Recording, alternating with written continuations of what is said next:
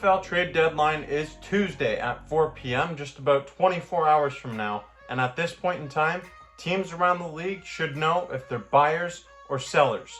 The Buffalo Bills are a team to watch, and they should certainly be in the market to bring in some more talent, especially considering the recent news of Dion Dawkins restructuring his contract to free up about $3.9 million.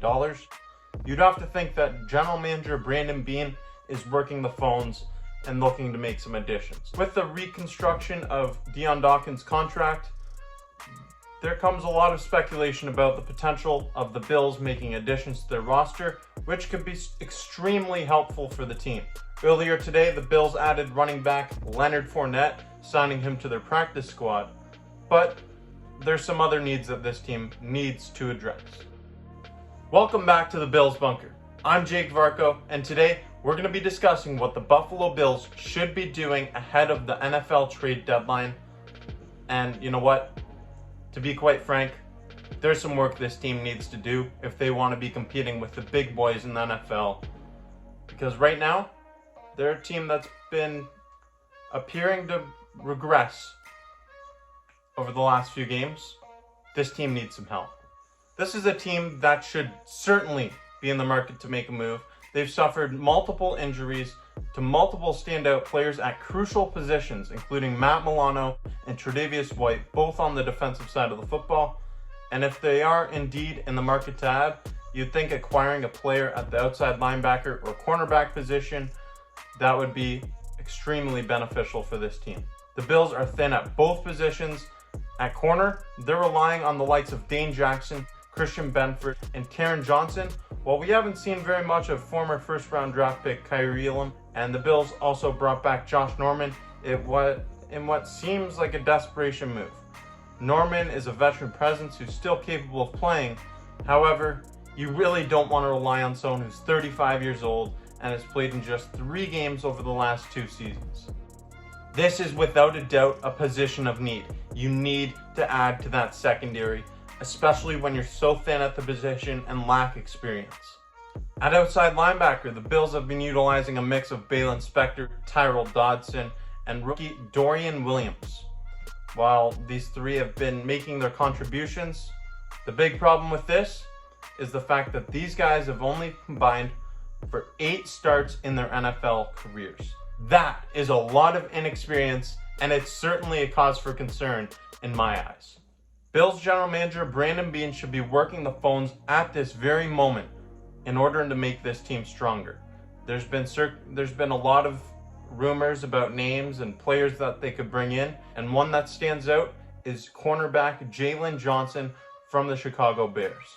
There's been a lot of talk about the Bills potentially moving cornerback Kaiir Elam, who is a former first-round draft pick. He hasn't played very much for this team this year, and he's made little to no contributions on the defensive side of the football. So it would make sense to offload him, but only if you're bringing in another corner. Maybe a guy like Jaylon Johnson is a potential add at that position.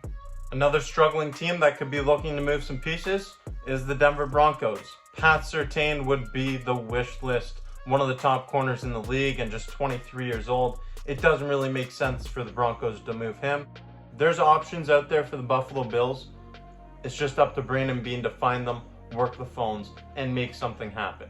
You'd assume that a trade being made is going to come from one of those struggling teams like Chicago, Denver, Carolina.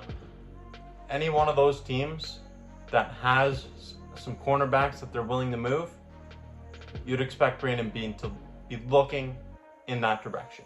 While I would like the Bills to also explore looking at outside linebacker position with the loss of Matt Milano, who I believe is the most important piece of this entire defense, I'm not so sure that the Bills will look in that direction, as you need some more depth at that cornerback position. You have depth at linebacker with those 3 guys I mentioned earlier. Cornerback, not so much. You're relying heavily on a mix of a few guys, and you need to deploy at least 3 corners every single snap. But I want to know what you think. What do you want the Buffalo Bills to look to add ahead of the trade deadline in just about 24 hours from now? Another position that I wouldn't mind seeing them add at is offensive line, but I don't think that's going to be done simply based off of the fact it takes more time for the O-line to gel together.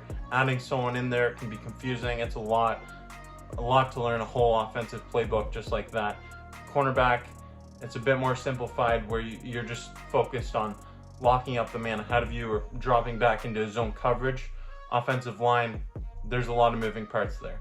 So with that all being taken into consideration, I think offensive line is a position that is more likely to be addressed in the offseason.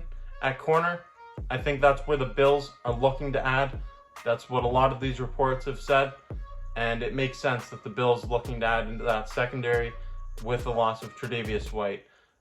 They could definitely use someone who can come in and make an instant impact, not rely on Josh Norman and these guys too much, because there's a lot of inexperience at the position. While Josh Norman is the most experienced player, I mentioned earlier, he's only played 3 games over the last 2 years. That's a big red flag, a big cause for concern for me. But let me know what you want the Bills to do ahead of the NFL trade deadline. I'm going to have the coverage right here on the Bills Bunker, so stay tuned, as if any moves are happening, I'll be right here covering it. Thank you for watching the Bills Bunker. As always, I'm Jake Varco, and if you haven't yet, make sure you give this video a thumbs up if you like it, and click that subscribe button down below.